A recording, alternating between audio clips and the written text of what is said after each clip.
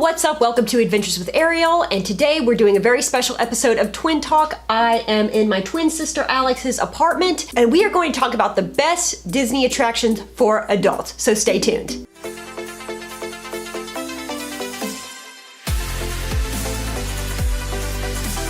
Before we continue, just remember that I put out Disney and travel videos every single week, so if you're into that kind of stuff, please consider subscribing to this channel. Alix is here with me today. We've both been to Disney World a lot, and we'd like to talk about what attractions we think are the best if you're our age. If you're an adult, we are in our late 20s. We're not always willing to wait in line for rides like Dumbo or Teacup. Sometimes older people want a little bit more thrill, excitement, want to really be immersed into that Disney universe.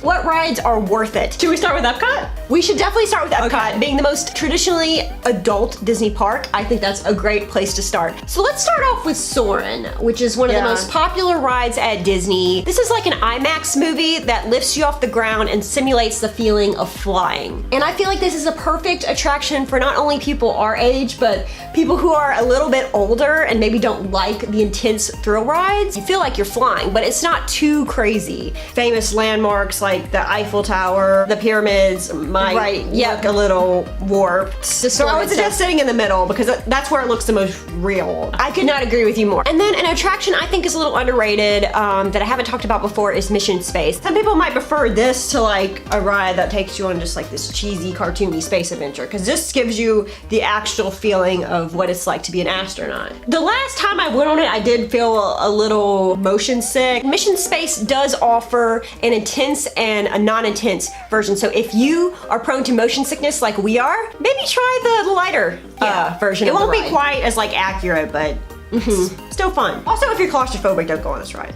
But I do really want to recommend this ride. It's not cartoonish, it's not kiddie in any kind of way. It teaches you something, which is what Epcot was kind of built on, is learning and teaching. It kind of shows you what it's like to be an astronaut. It gives you that feeling, it really does. It does. So yeah, this is a great one for adults as well. Test Track is also a great ride. It's actually the fastest ride at Disney World, I believe, going at 65 miles per hour. And it also simulates a vehicle testing facility. I mean, it's thrilling, but it's not like too thrilling. Like it goes up to 60 miles per hour, but that's not till a little later. It's not like Rock and Roller Coaster where it's like, whew.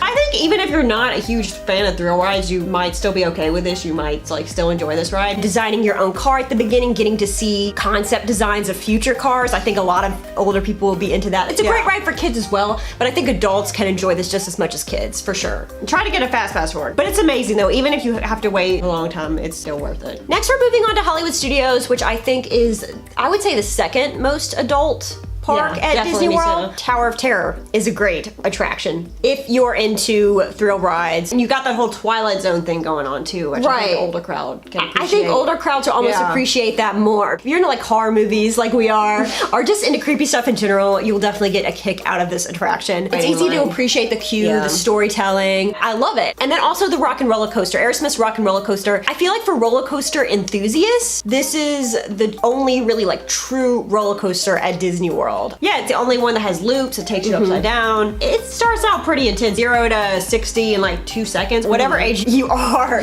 you will still get some thrills out of this roller coaster. I think older riders can appreciate Aerosmith's music and feeling like you're walking through a recording studio. Now let's move on to Animal Kingdom. I think Kilimanjaro Safaris is a perfect ride for adults. It gives you that feeling that you're going on a real African safari. That's what it really feels like. A lot of older people have never gotten that chance to experience an African safari. You learn a lot from this ride as well. I mean, I used to love animals and be obsessed with animals as a kid, but I don't know, I think I enjoy it even more now. And it's a lot more interesting than a zoo when you're just looking through, you know, glass or like a cage. If you don't like thrill rides, this is perfect. Yeah, it does last quite a while. You can really appreciate a ride like that after a hectic day of Disney World, I would say.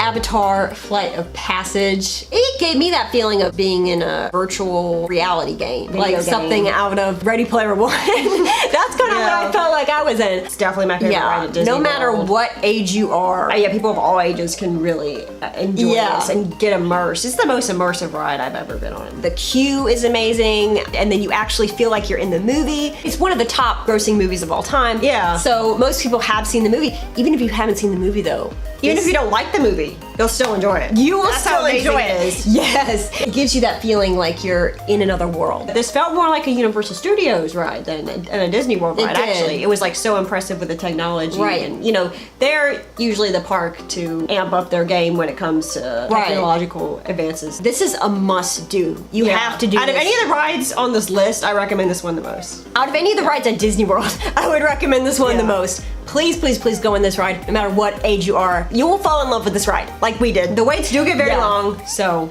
get a fast pass if you can. Oh, please. I don't know how you, Magic Kingdom. Now, this is probably the least adult of all the Disney parks. I feel like there's still some decent thrill rides in this park. Particularly Space Mountain, which is my favorite Magic Kingdom ride. I feel like it's a very decent roller coaster. Not as much in the way it's built, but in how you're going through the stars and you can't really tell where you're going. Unless you happen to be riding it when the lights are on, which rarely happens. But if you did ride it with the lights on, it wouldn't be nearly as thrilling as it is just riding it in the dark. And then you hear people above you and you're like, oh my gosh, how close are the tracks to my head?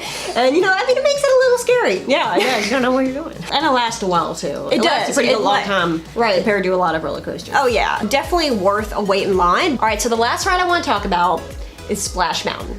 And I know a lot of people would argue with me on this. You know, it's a little cartoony. It's a little kiddish with the cartoon characters, but that drop, it's a 52-foot drop with 45-degree angle. So it's pretty intense, thrilling drop, I would say, at the end. I can see a lot of older people still really enjoying this ride just because it's just so classic. Characters do come from a long forgotten about Disney movie, which is forgotten about for many reasons that I will not go into. Song of the South.